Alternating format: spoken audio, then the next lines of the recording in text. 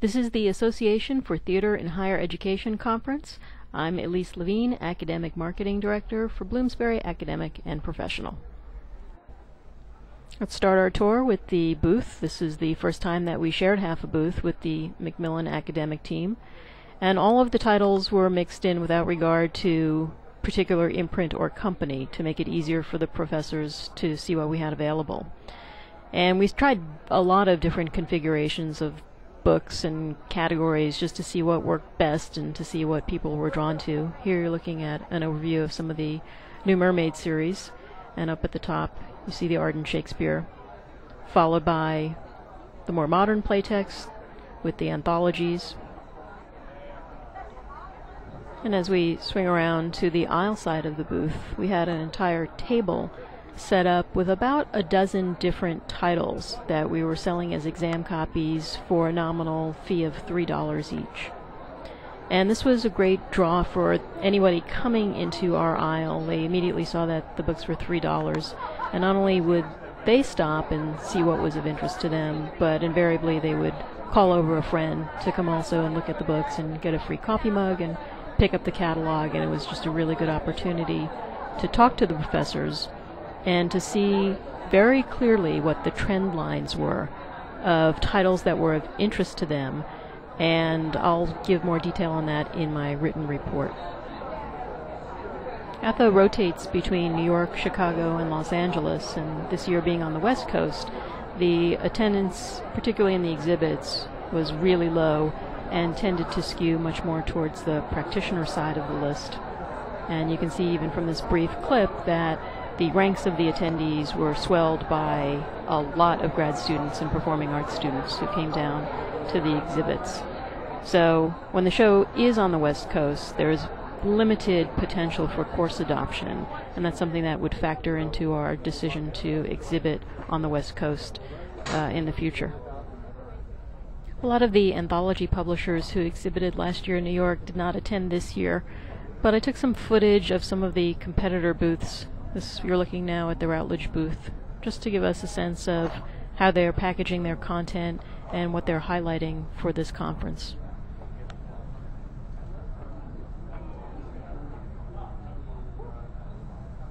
You'll see in all of the competitor booths that for nearly every topic in drama, literature, and the performing arts, there's just a wealth of content that is available, and much of it is very similar.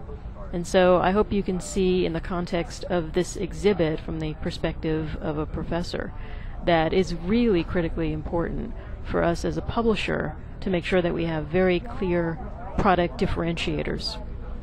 And here you see there are two series on this front row where they have a very specific line look in their category, and I think, at least from a marketing perspective, it's very helpful to have the series grouped together so that the packaging looks somewhat consistent. Here you see a grouping of some of their practitioner titles, and I think it's interesting to note on these covers that they're not particularly branded anyway, and every publisher has their own version of monologues and audition speeches, and it was surprising to me that there was not an emphasis on a point of view or a brand for these versions.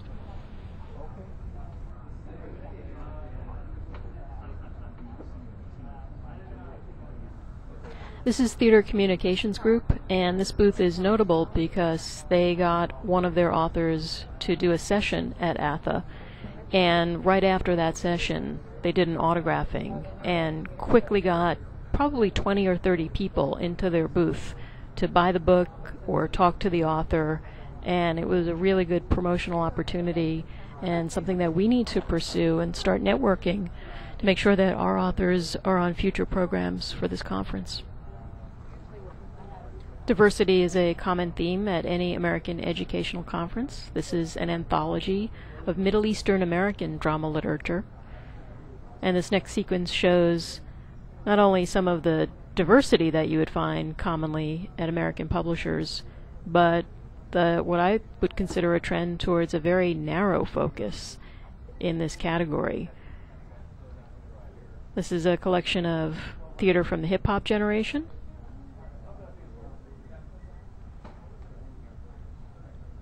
And this is a collection of plays by disabled playwrights. That is an awfully narrow focus.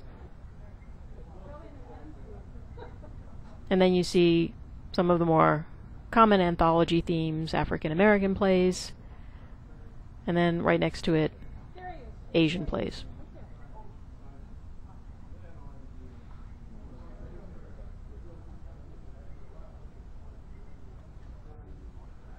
Our next door neighbor at the exhibits was the Cengage booth.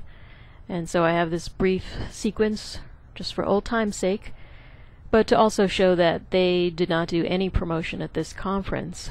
However, they do have two important titles, the Wadsworth anthologies, which you see depicted there. And in my written report, I'll talk in more detail about the critical importance of getting our own anthology program tailored and customized to the American course adoption market. Finally, wrapping up our tour of the exhibits, this is the Scholar's Choice booth. This was, at last year's show, the busiest booth in the exhibit hall. This year, just the opposite. There was really no activity going on here at all. But still, I wanted to give you a brief overview of the titles that they highlighted and to show you some of the series and cover treatments that they put forth. ATHE in Los Angeles was a bit of a mixed bag for us. On the one hand, the overall attendance was unacceptably low given the amount of time and money it takes to stage one of these exhibits. On the other hand, because there were not that many people in the booth at any given moment, it did give us a bit of a window of opportunity to talk at length with a lot of these professors and get some very valuable field information, which is going to help us make informed decisions about editorial and marketing.